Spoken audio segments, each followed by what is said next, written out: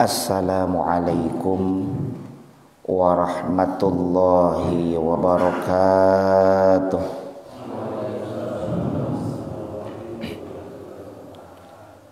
Alhamdulillahilladzi bi ni'matihi tatimmus shalihat. Wassalatu wassalamu ala sayyidis sadat Sayyidina wa maulana Muhammad wa ala alihi wa ashabihi kan nujumin nayyirat. Amma ba'du. Rabbi shrah li sadri wa yassir li amri wahlul 'uqdatam min lisani yafqahu qawli. Rabbi zidni ilma warzuqni fahma birahmatika ya arhamar rahimin. Yang kami muliakan para asatidz, para sepuh bini sepuh, para hujjaj, Dewan Kemakmuran Masjid Jami Al-Barokah Kampung Baru, para bapak, para ibu, saudara sekalian jamaah Masjid Jami Al-Barokah Kampung Baru yang mudah-mudahan senantiasa ada dalam rahmat dan ridho Allah Subhanahu wa taala, dan teriring doa semoga dalam keadaan sehat wal afiat. Amin ya Allah ya rabbal alamin. Puji dan syukur mari sama-sama kita panjatkan kehadirat Allah Subhanahu wa taala yang senantiasa menganugerahkan kepada kita segala karunia nikmatnya. Utamanya adalah nikmat iman, nikmat Islam, nikmat sehat wal afiat, dan tak lupa pula nikmat waktu luang. Alhamdulillah. Dan semoga kita bisa menggunakan seluruh nikmat tersebut dalam rangka taat kepada Allah Subhanahu wa taala, dan dengan istiqomahnya kita melakukan ketaatan karena Allah saat wafat nanti, saat Allah tutup usia kita semua dalam keadaan husnul khatimah. Amin ya Allah ya rabbal alamin. Salawat beriring salamnya semoga senantiasa tercurahkan kepada insan teladan sepanjang zaman yang membawa umatnya minadh dhulumati ilan nur, dari zaman jahiliyah menuju zaman islamiyah. Beliau adalah Kanjeng Rasulullah Muhammad sallallahu alaihi wasallam, juga teruntuk keluarga beliau, para sahabat beliau, para tabi'in, tabi'ut tabi'in, atba'ut tabi'in, hingga kita sekalian semoga termasuk dalam jajaran umatnya yang berusaha taat akan syariat dan menghidupkan sunnah-sunnahnya. Semoga kelak mendapatkan syafaatul uzma dari beliau di yaumil akhir nanti. Amin ya Allah ya rabbal alamin. Mengawali pengajian pada kesempatan pagi ini yang merupakan hari pertama daripada bulan Rabiul Tsani 1443 Hijriyah, mari kita awali dengan membaca suratul Fatihah. Semoga dengan keberkahan suratul Fatihah ini Allah mudahkan segala urusan kita, hasil maksud yang dicita-citakan. Yang sakit di antara kita semoga Allah berikan kesembuhan dengan segera. Yang punya masalah dimudahkan oleh Allah, dan tentunya diberikan kekuatan kesabaran dalam menjalani segala episode kehidupan yang kita jalani ini.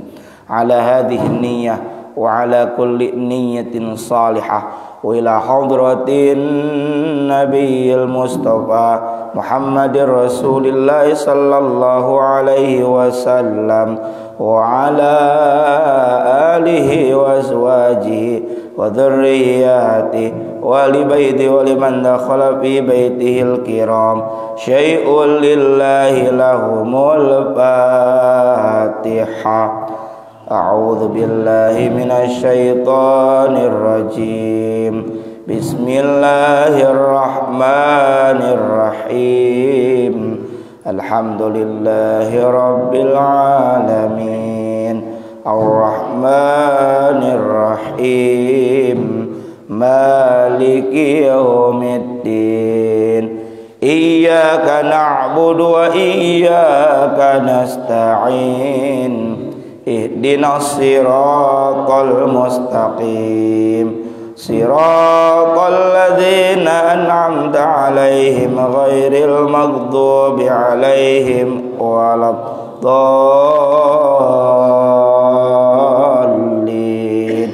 Rabbi ighfirli wa liwalidayya. Amin. Kita sambung dulu dengan membaca Sayyidul Istighfar.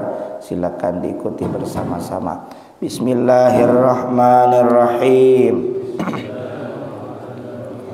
Allahumma anta rabbi la ilaha illa anta khalaqtani wa ana abduka wa ana ala ahdika wa wa'dika mastata'tu a'udzu bika min syarri ma sana'tu abu'u laka bi ni'matika 'alayya wa abu'u bi dzambi faghfirli fa innahu la yaghfirudz dzunuba illa anta. Para bapak jam sekalian rahimakumullah, pada pertemuan ini kita akan melanjutkan kembali pengajian kitab Riyadhus Shalihin, masuk ke bab 4 tentang jujur atau benar, wabil khusus jujur benar dalam beriman kepada Allah Subhanahu wa ta'ala. Masuk ke hadis nomor 2. Bismillahirrahmanirrahim. An Abi Muhammad, diriwayatkan dari Abu Muhammad. Abu Muhammad ini adalah panggilan untuk siapa? Yakni nama aslinya adalah Al-Hasan ibn Ali ibn Abi Thalib. Yang dimaksud dengan Abu Muhammad, kalau arti secara bahasa, Abu Muhammad berarti bapak nama Muhammad. Nama asli yang dimaksud dengan Abu Muhammad adalah Imam Hasan bin Ali bin Abi Thalib radhiyallahu ta'ala anhuma. Semoga Allah meridhoi keduanya.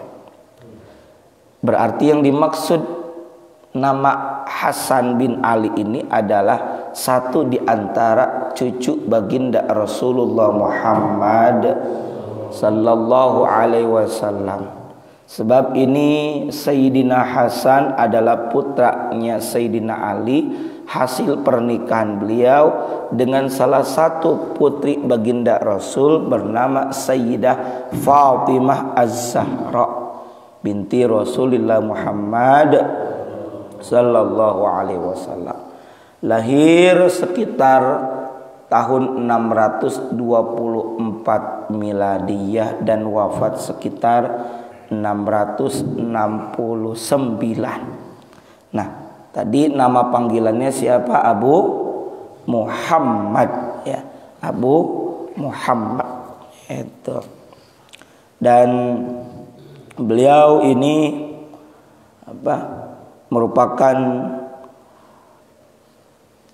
cucu dari baginda Rasulullah Muhammad sallallahu alaihi wasallam, sehingga disebutkan bahwa beliau inilah sibtu Rasulillah. Di dalam bahasa Arab ada penggunaan cucu itu menggunakan sibtun, ada menggunakan hafidun. Kalau sibtun itu maknanya adalah cucu dari anak perempuan. Jadi ada as-sibtu, ada hafidun pakai dal. Ini bukan hafidh yang artinya menghafal, itu ya. Jadi kalau sibtun itu adalah cucu dari apa? Dari anak perempuan, cucu laki-laki.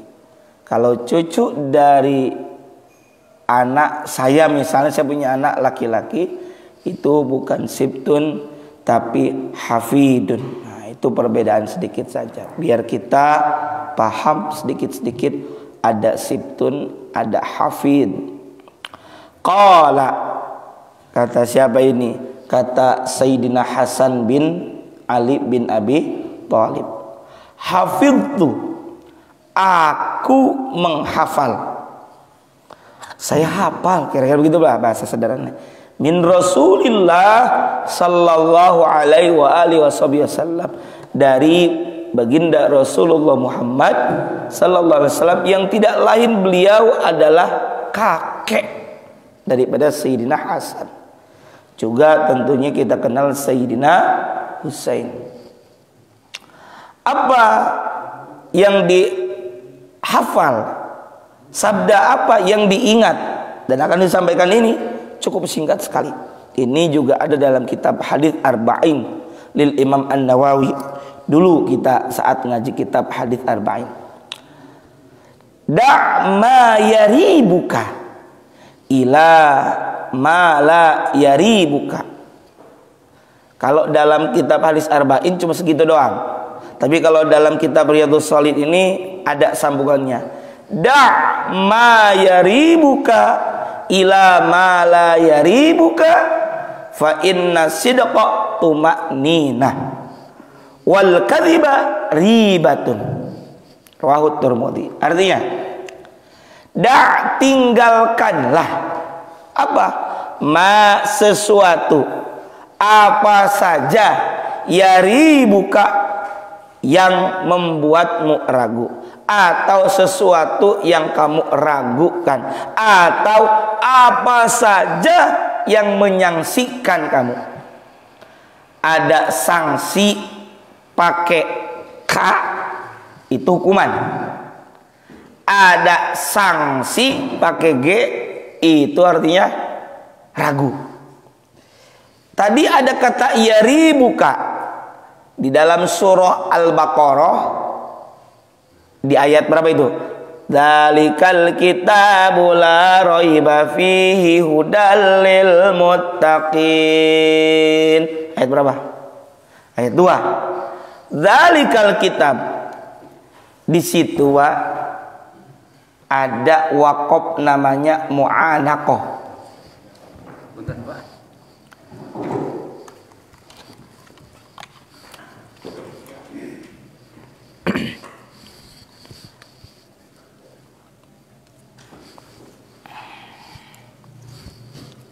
Mu'anaqah itu titik 3. Mu'anaqah titik 3. Ayah, dzalikal kitabul la raib, tuh. Di situ ada. Kemudian fihi ada titik 3 lagi. Mu'anaqah itu kita boleh berhenti di salah satunya. Boleh berhenti di la raib, boleh pula, dan bahkan ini umum yang kita lakukan, dzalikal kitabul la raiba fihi, ya. Dzalikal kitabul la raiba fihi hudal lil muttaqin. Padahal boleh juga berhenti di dzalikal kitabul la raib fihi hudal lil muttaqin. Kalau terjemahan umumnya dzalikal kitab, dzalika secara bahasa artinya itu, karena untuk menunjukkan betapa tinggi dan mulianya Al-Quran. Tapi para ulama tafsir mengartikan dzalika maknanya ini, menunjukkan kedekatan. Apapun itu, terjemahan umumnya itulah Al-Quran. Alkitab di sini apa artinya? Al-Quran.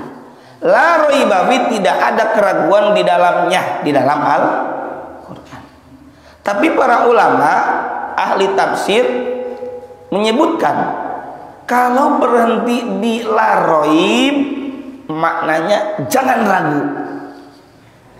Itulah Al-Quran, jangan ragu. Kalau berhenti seperti umumnya kita pada fi, Maknanya la raiba fi, tidak ada keraguan fihi di dalam Al-Quran. Jangan ragu kita sama Al-Quran. Oke, kembali. Da' ma yaribuka, tinggalkanlah ma sesuatu. Kalau dulu belajar kitab kuning, melogat menerjemahkan ma barang gitu, sesuatu, perkara. Tinggalkan apa saja perkara, segala sesuatu yang menyaksikanmu, yang meragukanmu. Artinya apa? Jangan terus dikerjakan lamun ragu. Kalau ragu tinggalkan. Kenapa?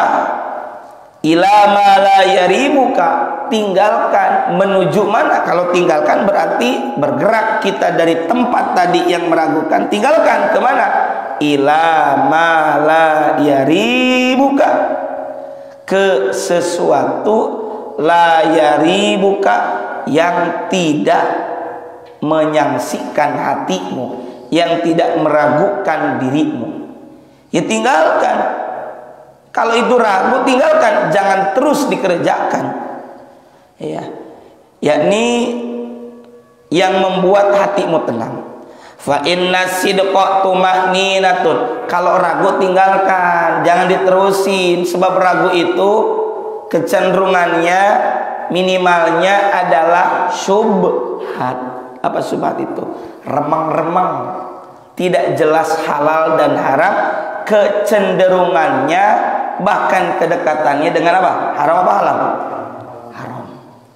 Nah, mendingan tinggalkan, sebab jelas dalam agama kita innal halal bayyin wa innal haram bayyin. Sesungguhnya yang halal itu jelas dan yang haram itu juga jelas. Kemudian antara halal dan haram itu ada apa? Ya, hati-hati. Wa bainahuma, dan antara halal dan haram ada apa? Umurun mustabihat, ada perkara yang syubhat, remang-remang. La ya'lamuhunna katsirun minan nas, tidak banyak yang mengetahui tentang itu syubhat. Katsirun minan nas, banyak orang banyak tidak tahu, tidak bisa membedakan dengan pasti, dengan jelas. Iya teh halal, maaf, ini syubhat itu cenderungnya kepada halal apa haram atau bagaimana. Mendingan apa? Tinggalkan. Apalagi kalau ada yang berkata manggih duitnya nemu uang, anggap aja rezeki, nggak bisa. Itu mah jelas namanya lokotoh, barang temu cek Sundana kudu disalah barkeun, diinformasikan, diumumkan, dipublikasikan. Yo nusa yo, nggak bisa. Anggap aja rezeki, nggak bisa. Kalau yang namanya anggap berarti memastikan, meyakini bahwa itu sebagai yang halal, padahal haram. Syubhat saja tidak boleh, apalagi haram. Na'udzubillahi min dzalik. Kenapa perlu dipastikan? Jangan ada dalam keraguan. Karena kata Nabi, lanjut dalam hadis ini, fa inna sidqa tuma'ninatun. Karena sesungguhnya as-sidqa, bersikap benar, kudu jelas bahwa ini tuh halal misalnya, atau bahkan gak ragu lagi, ini mah jelas-jelas haram, tinggalkan. Ini jelas-jelas boleh dikerjakan, teruskan. Benar kan? Tuma'ninatun adalah ketenangan. Benar itu tenang, Pak, tentram. Kalau kita berkata jujur, berkata benar, satu, dalam bertutur katanya pun tenang, tidak merasa punya dosa dan salah. Tapi sebaliknya, wal kadhiba ribatun, dan berdusta itu menimbulkan apa? Keraguan. Bahkan kalau kita bohong saja, jangankan orang lain, kita saja yang berkata dengan perkataan yang bohong itu serba salah. Dan bahkan menurut beberapa ahli komunikasi itu ketahuan kalau orang bohong, Pak, dari sorot matanya, dari gerak atau bahasa tubuhnya, ketingali nunduk. Dan kenapa? Dasieun rumasa merasa dirinya punya salah dan dia berbohong.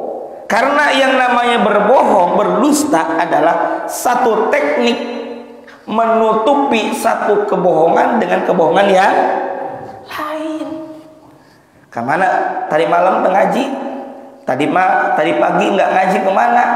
Aduh, maaf, sakit, padahal ada di rumahnya. Atau padahal dia mau goes misalnya. Satu udah bohong. Sakit apa? Ini mah, lambung. Padahal dia nggak punya riwayat sakit lambung atau sakit mah. 2. Sudah ke dokter? Sudah. 3. Boro-boro ke dokter. Sudah minum obat? Sudah. 4. Jadi berbohong itu satu adalah satu teknik menutupi satu kebohongan dengan kebohongan yang lain. 2, dia akan terus ketagihan. Akan apa? Ya karena terus untuk menutupi kebohongan tersebut. Itu. Nah, rawahu Tirmidzi wa qala haditsun sahihun. Hadis riwayat Tirmidzi. Qauluhu yaribuka huwa bi fathil ya'i wa dhammiha. Ini yaribuka dibaca dengan fathah yaribuka. Wa dhammiha yaribuka. Ada juga yang membaca yuribuka, tapi umumnya adalah yaribuka. Wa ma'nau, apa makna yaribuka? Adalah utruk ma tasyukku fi hillihi. Utruk, tarokaan tinggalkanlah ma sesuatu tasyukku fi hillihi yang membuatmu ragu dalam kebolehannya. Misal ini minuman, kita nggak tahu, ragu ini halal apa haram, ya.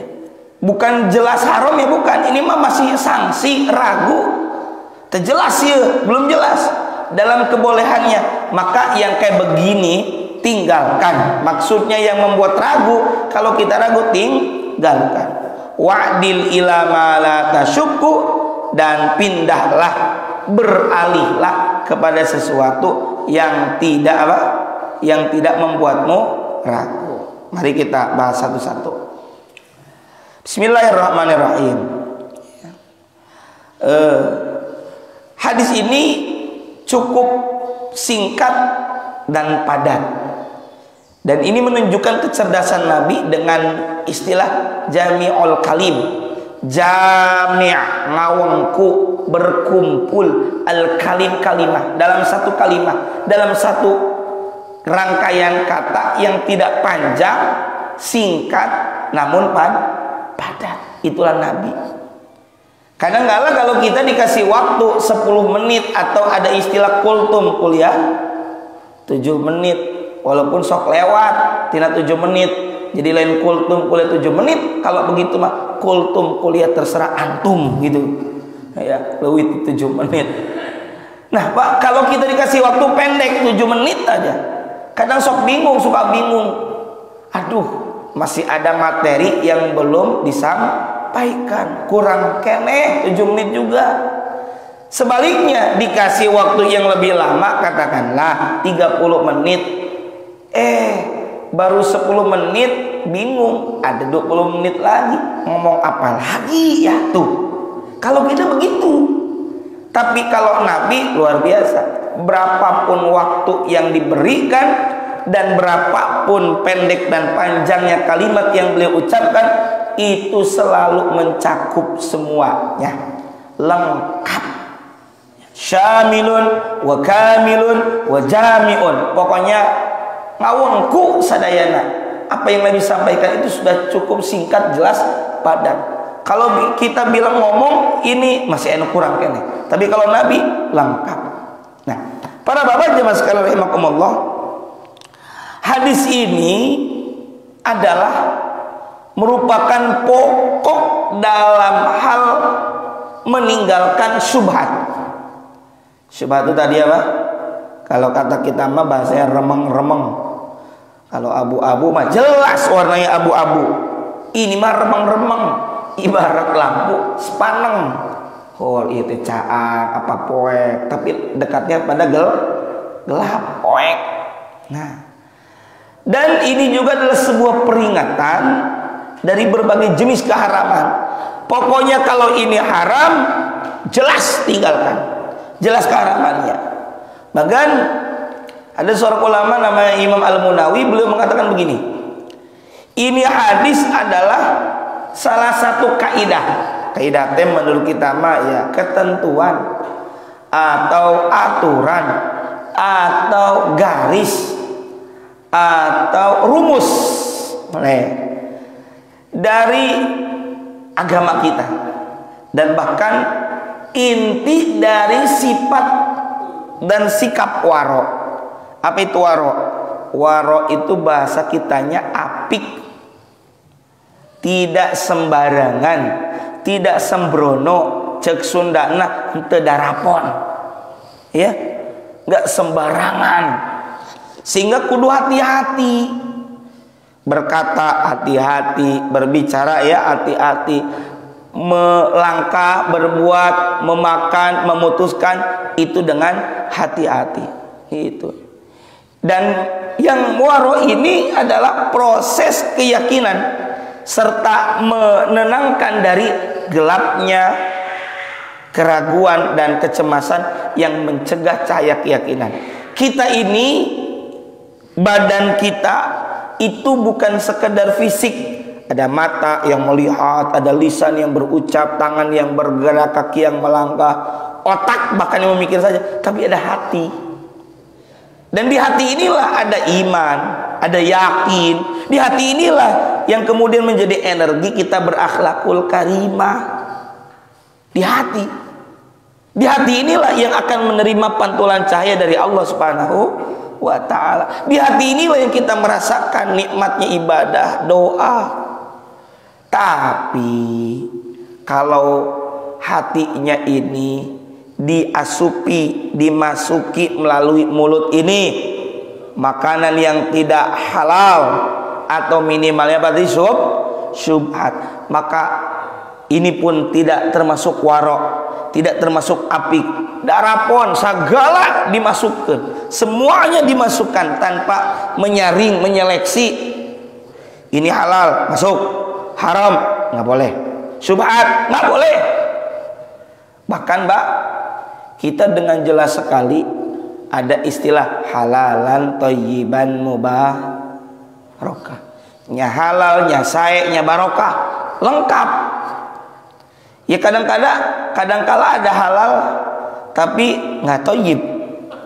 Maaf, makanan cepat saji halal nggak? Yang dijual tuh di restoran, dia ada halal pasti dong, karena nggak berani jualan, nggak berani buka kalau tidak halal.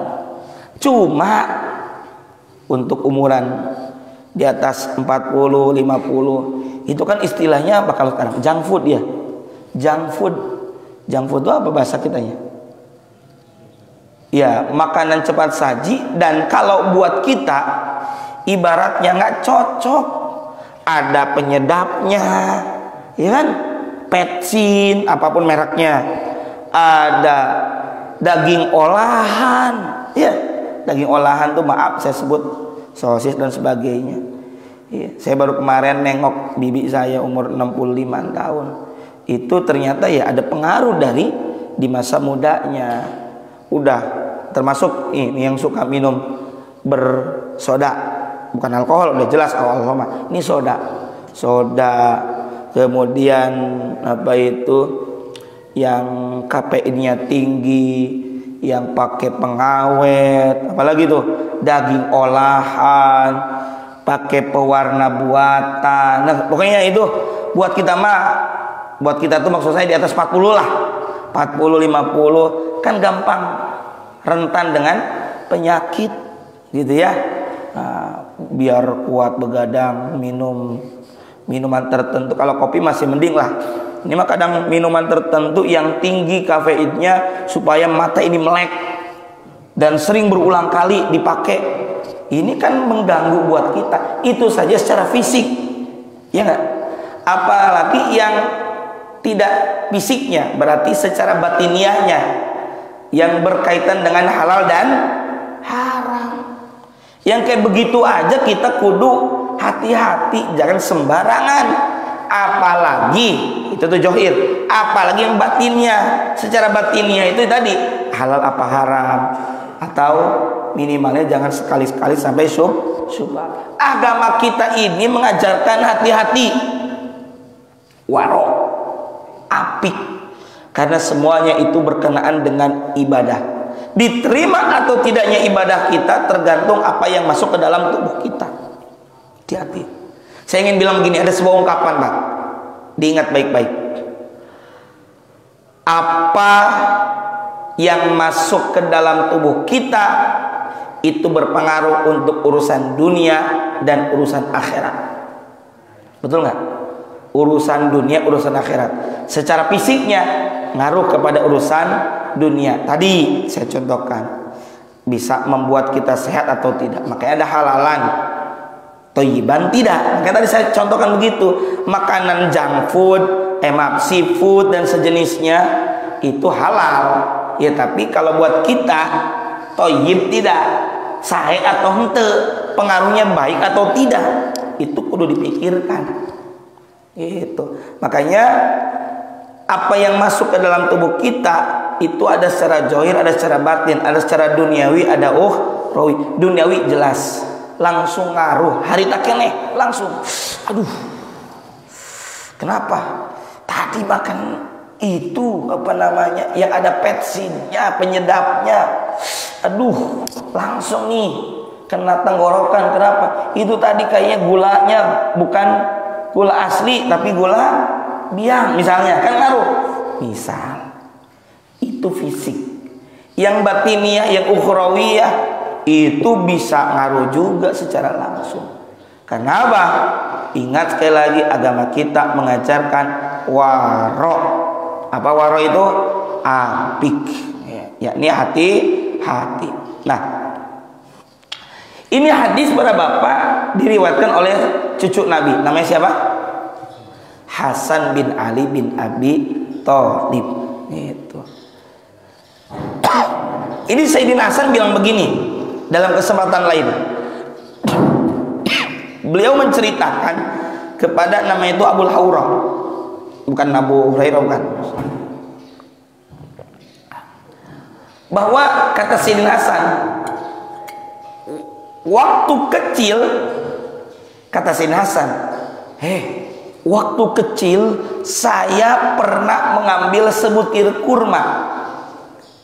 Kurmanya kurma sedekah, bukan kurma pemberian, kurma sedekah. Kata Sayyidina Hasan kepada Abul Hawra, dulu aku pernah makan sebutir kurma sedekah. Dimakan, diambil, dimakan. Namanya juga waktu kecil. Ketika aku memakan sebutir kurma yang disodakokan itu, tiba-tiba kakek beliau, manusia yang mulia, siapa?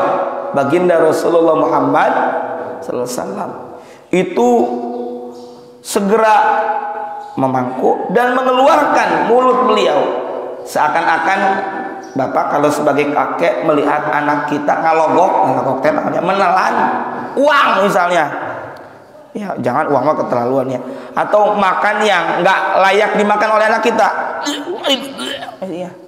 sampai keluar pokoknya, dipaksa supaya keluar dari mulutnya siapa? Sayyidina Hasan, dan membuangnya.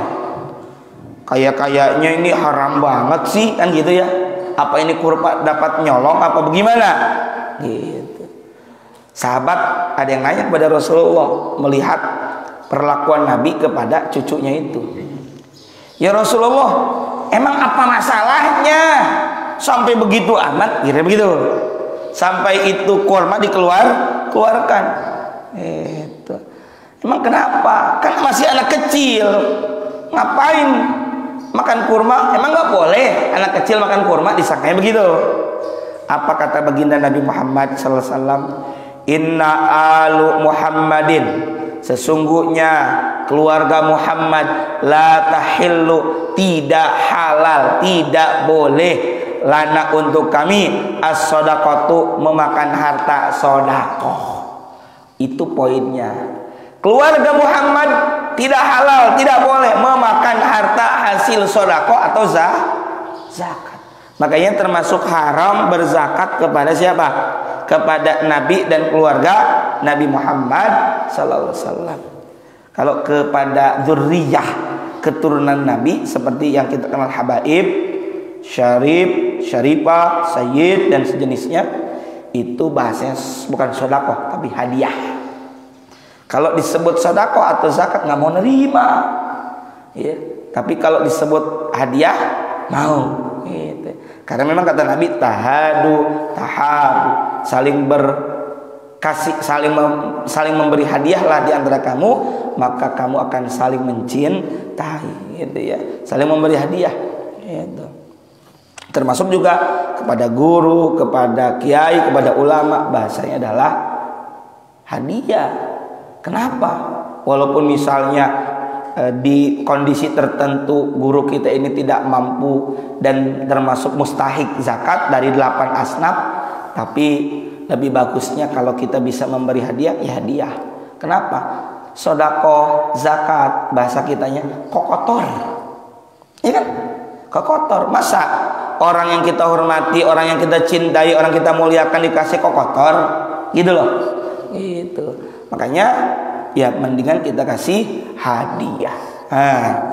Nah, jadi ternyata ini ada asbabul wurudnya, ada sebab kenapa beliau berbicara demikian, gitu. Jadi waktu kecil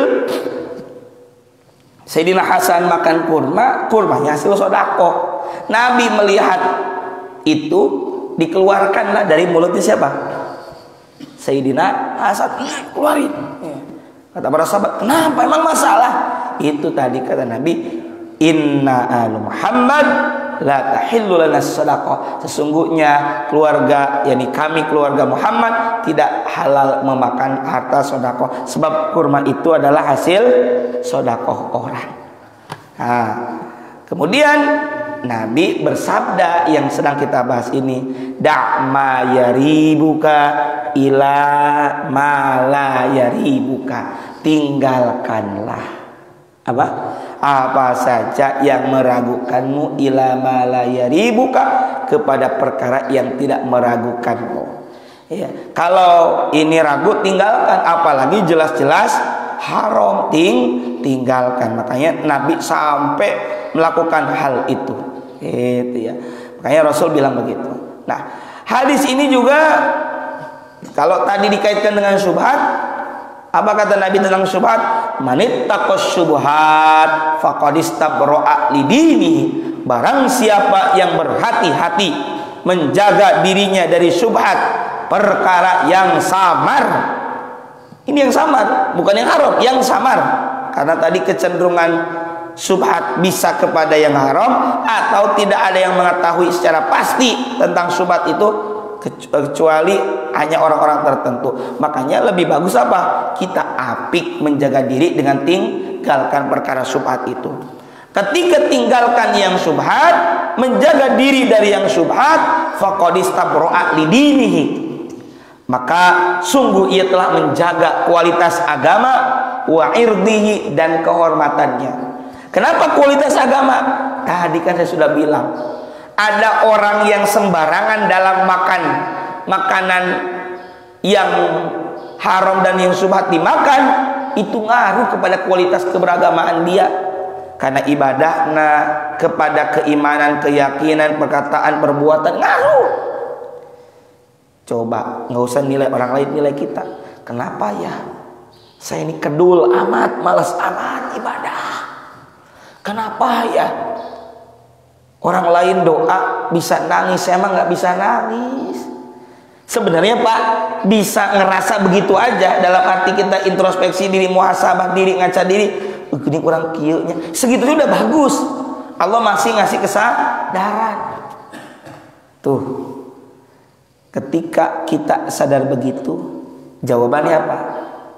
Bisa jadi di antara faktornya adalah makanan. Bukan haram deh, subhat mungkin. Coba cek. Saya dulu waktu nyantri pernah begitu, nanya ke kiai, coba kamu kemarin dapat uang dari mana? Ada yang ngasih apa? Mungkin bukan dari orang tua.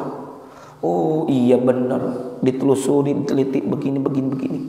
Akhirnya bagaimana caranya untuk sadar tobatnya? Ya tobat, lakukan kebaikan. Kalau bisa uang itu senilai itu balikin lagi ke orang itu deh. Begitu saya kembalikan. Kenapa? Saya nggak mau ada daging yang makanan yang tidak halal, kemudian minimalnya syubhat jadi daging di tubuh kita. Nah ini yang kita harus hati-hati. Waman waqa'a fi syubhati waqa'a fil haram. Kenapa? Kalau kita tidak apik, hati-hati.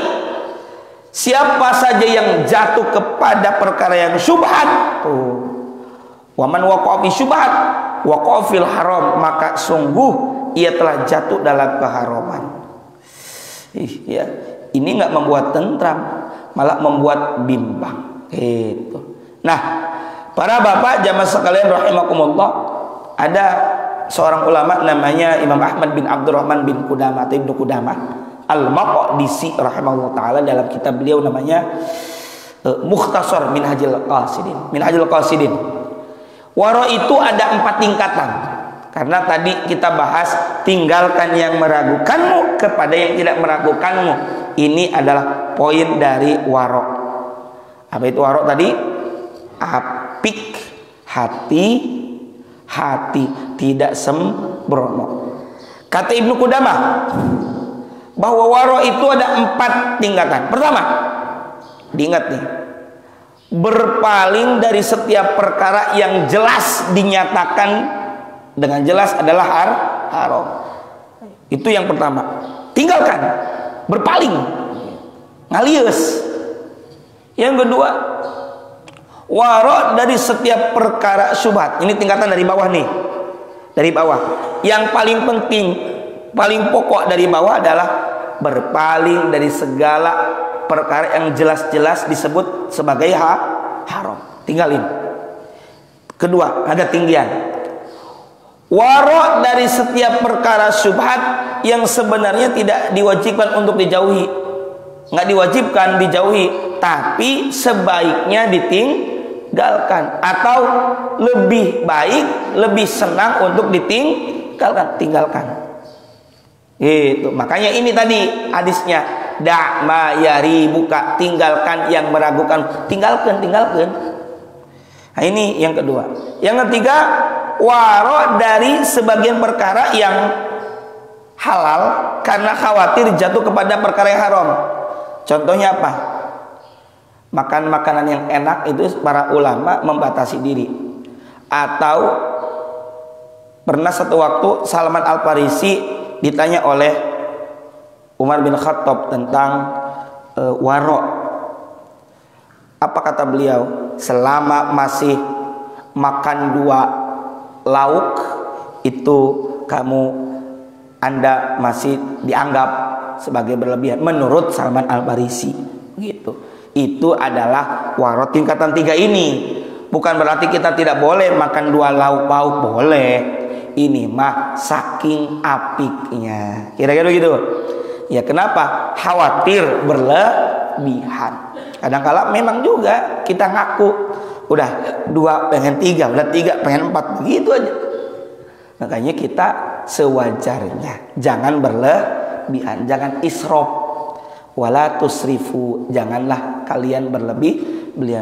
Innahu la yuhibbul musrifin, sesungguhnya Allah tidak menyukai yang orang-orang yang berlebihan. Yang keempat, waro dari setiap perkara yang ditegakkan oleh Allah, yang ditegakkan karena Allah, dan ini adalah waroknya para siddiqin, orang-orang yang tinggi imannya, Pak. Ya. Sampai-sampai beliau-beliau itu membatasi diri dari makan dengan cara berpuasa. Tuh, kalau kita, masya Allah, masih males ya. Yang sudah rajin, alhamdulillah. Jadi begitu. Jadi bukti warok para ulama siddiqin yang benar-benar keimanannya, beliau-beliau itu sampai membatasi dirinya dengan apa? Dengan berpuasa. Nah, para bapak jamaah sekalian rahimakumullah, inilah hadis yang nomor 2 daripada bahasan tentang jujur dalam keimanan. Da'ma yaribuka ila ma la yaribuka. Tinggalkan apa saja yang meragukan. Pokoknya kalau ada yang ragu, tinggalkan. Ini kaidah. Aduh, ragu, tinggalkan, jangan diterusin. Ya. Nah, kepada apa? Yang tidak meragukan. Kenapa? Poinnya nih, fa inna sidqa, karena kejujuran, kebenaran itu adalah tumakninatun, ketenangan. Karena memang hidup kita pengen tenang. Lihat kenapa zikir. Hikmahnya ala bidzikrillah tatmainnul qulub. Ingatlah, hanya dengan mengingat Allah hati menjadi tentram. Berarti yang kita butuhkan ketentraman hati. Maka supaya tentram hati, tinggalkan yang meragukan dan jujur, benar dalam keimanan. Wa innal kadziba ribatun, dan kedustaan itu adalah keraguan-raguan. Ini saja Pak yang bisa kami sampaikan. Mohon maaf jika ada kekurangan dan kealpaan. Ada pertanyaan kami persilakan.